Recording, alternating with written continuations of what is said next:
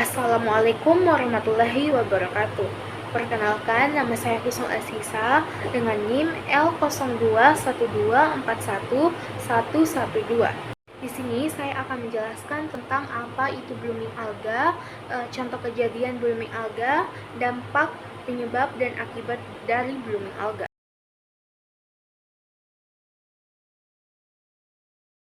Blooming alga adalah fenomena di mana populasi alga tumbuh dengan sangat cepat dalam suatu ekosistem perairan.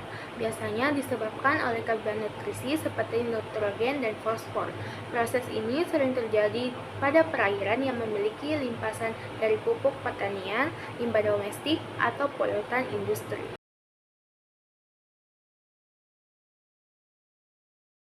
Tahun 2010 terjadi blooms di Laut Cina Selatan.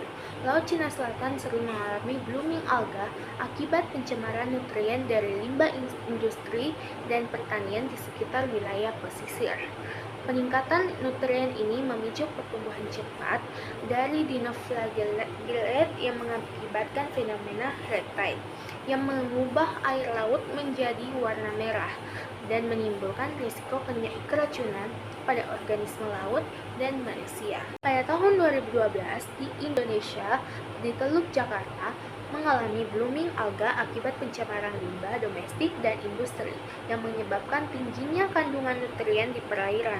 Akibatnya, air menjadi hijau pekat dan terjadi penurunan kadar oksigen terlarut yang mematikan ikan serta organisme laut lainnya.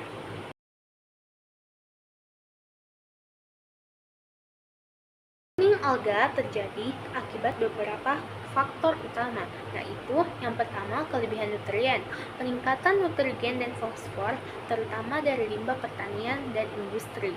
Yang kedua ada suhu air tinggi, alga tumbuh lebih cepat pada suhu yang hangat.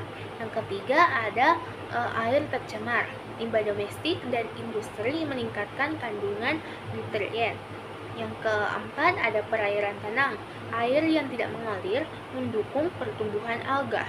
Yang kelima ada pengurangan predator alami.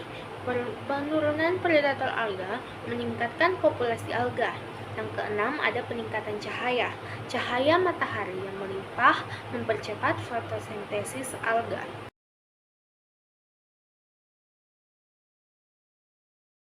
Akibat dari blooming alga adalah yang pertama, penurunan oksigen.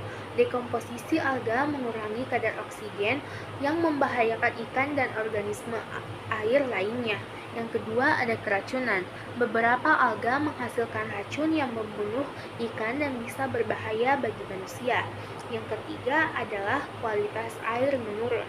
Air menjadi keruh dan tercemar, mengurangi kualitas air minum dan estetika. Yang keempat, ada gangguan ekosistem.